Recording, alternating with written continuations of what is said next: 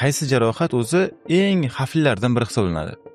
Avtoavariyalarda eng og'ir travmalar bu bosh miya jarohatlari, umurtqa sinishlari va chanoqson bo'g'imi hamda katta naysimon suyaklarning jarohatlanishi hisoblanadi. Men yaxshi haydovchiman, menga hech narsa qilmaydi degan xayol bilan mashina boshqarishadi. Yo'l qoidalarini to'liq bilmaydigan bo'lsa, sizga zarar yetkazib qo'yishi mumkin. Xavfsizlik kamari haqiqatan ham inson hayotini saqlab qoladimi? Eng katta xato bu o'sha avtohalokat qatnashchilarida menga hech narsa qilmadi-ku, hech qanaqangi bezovtalik yo'q degan tushuncha. Bir necha soniyalik ehtiyotsizlik yoki e'tiborsizlik bu o'zingiz yoki atrofingizdagilarga katta zarar yetkazib qo'yadi. Har kuni yo'llarda yuzlab yo'l transport hodisalari sodir bo'ladi. Afsuski ularning ko'pchiligi og'ir jarohatlar, nogironlik yoki hatto hayotdan ko'z yumish bilan yakunlanadi. Lekin avtohalokatlarning qaysi turlari eng xavfli, eng ko'p qaysi qismlar jarohatlanadi va bunday vaziyatda inson nimalarni bilish kerak? Bugun aynan shu mavzuda malakali travmatolog ortoped shifokorimiz Umid Xudoyberdiyev bilan batafsil gaplashamiz. Assalomu alaykum doktor. Assalomu alaykum.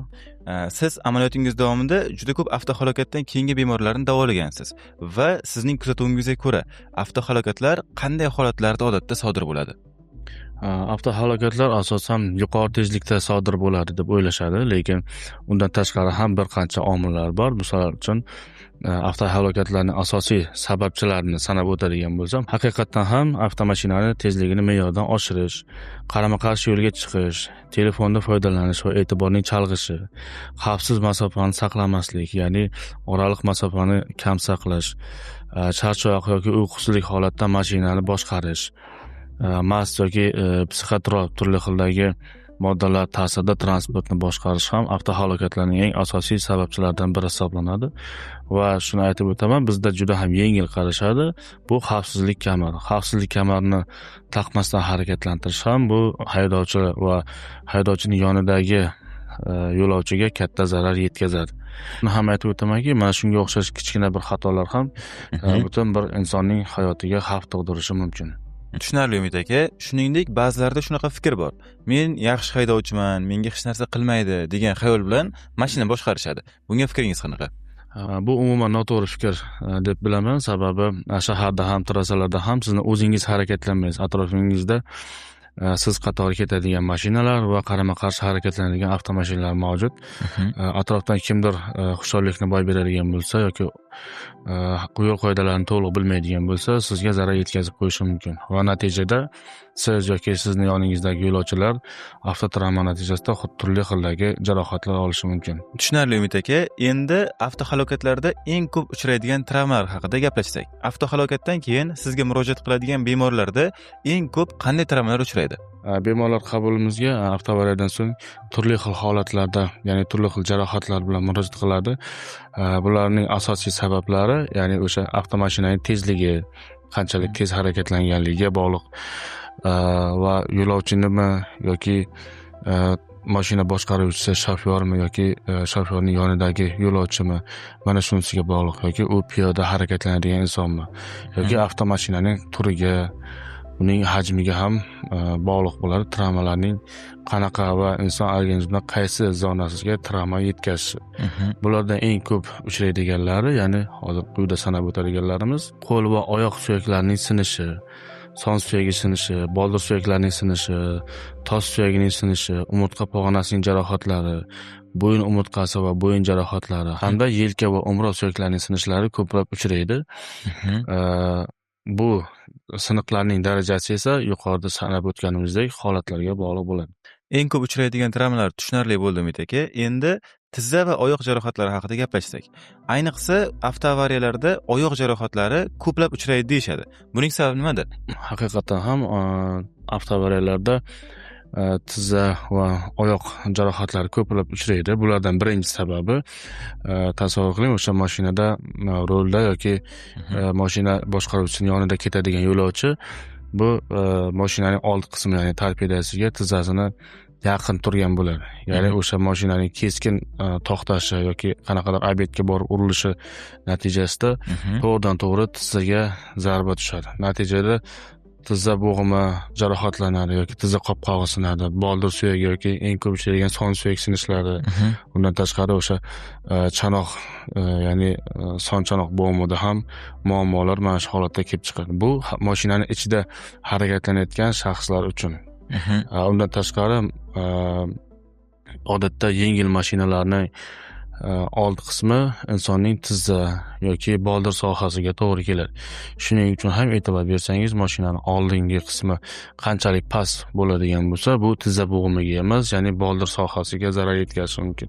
Sababi tizza jarohatlariga nisbatan, ya'ni tizza bo'g'im jarohatlariga nisbatan boldir jarohatlar nisbatan tiklanishi osonroq.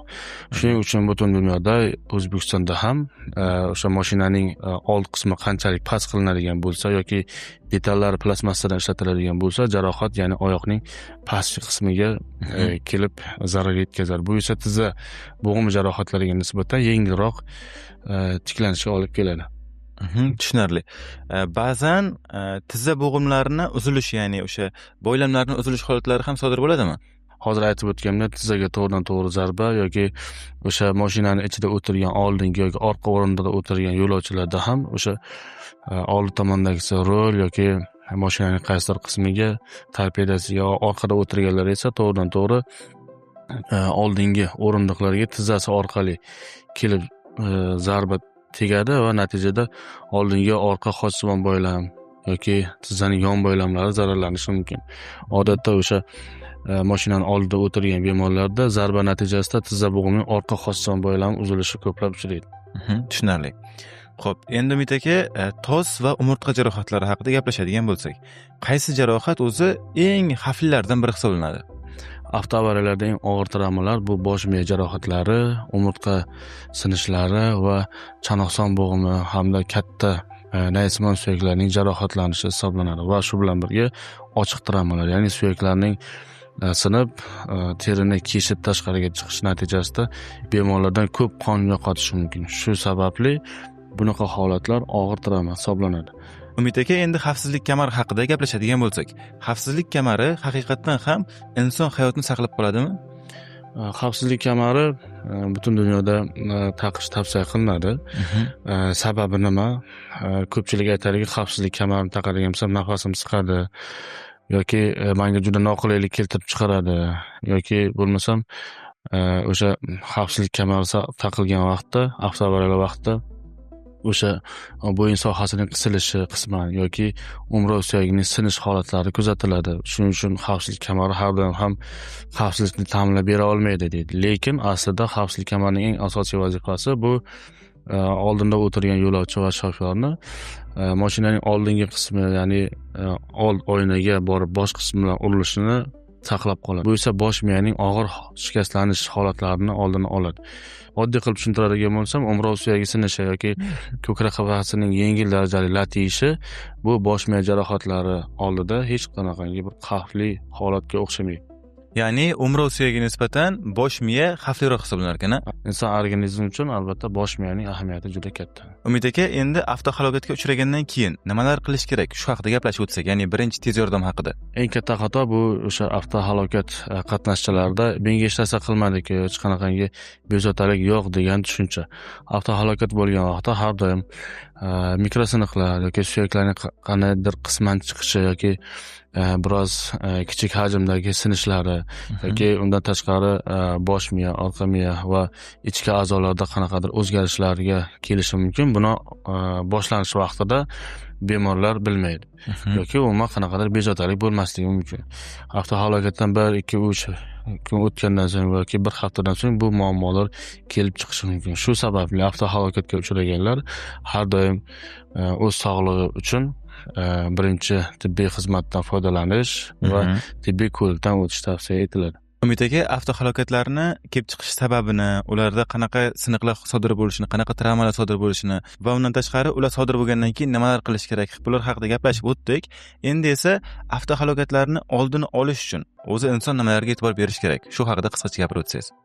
Avtoavariyalarni oldini olish bu avtoavariya asoratlarini davolashdan osonroq deb bilaman.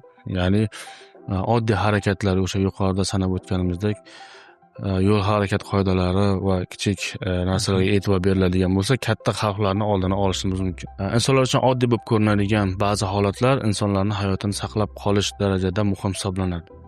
Shu joyda quyidagilarni eslatib o'taman. Xavfsizlik kamarini har safar taqing. Tezlikni oshirmang. Rolda telefondan foydalanmang. Charchagan yoki uyqungiz bo'lsa, albatta mashinani yo'lning chetiga to'xtatib, biroz dam olishingizni tavsiya etaman. Bolalarni maxsus o'rindiqlarga o'tkazing. Avtomobilning texnik holatini muntazam ravishda tekshirib turing.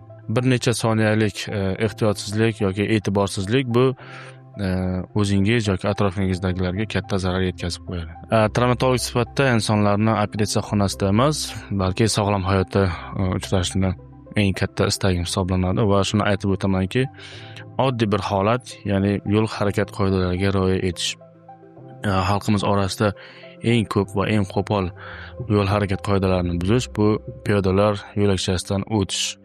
Ya'ni piyodalar yo'lakchasi bo'lmagan joydan harakatlanish yoki umuman 20-30 metr o'tamonda bo'lgan piyodalar yo'lakchasidan harakatlanmasdan qoidani buzib o'tish. Bunaqa vaqtda to'g'ri 20-30 metr harakatlanishdan erinishimiz mumkin yoki 5-10 minutlik vaqtimizni tejaymiz deb yo'lni duch kelgan joydan kesib o'tishimiz mumkin. Ammo o'shanaqa holatda avtoavariyaga uchrab oylab, yillab yotib qolgan bemorlar yoki umuman to'shakka mixlanib qolgan bemorlar bor.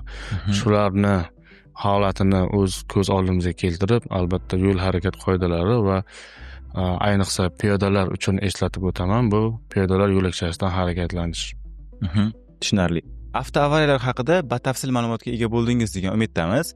Agar siz yoki yaqinlaringizda shu kabi holatlar kuzatilgan bo'lsa, sog'lig'ingizga bee'tibor bo'lmang va vaqtida mutaxassisga murojaat qiling.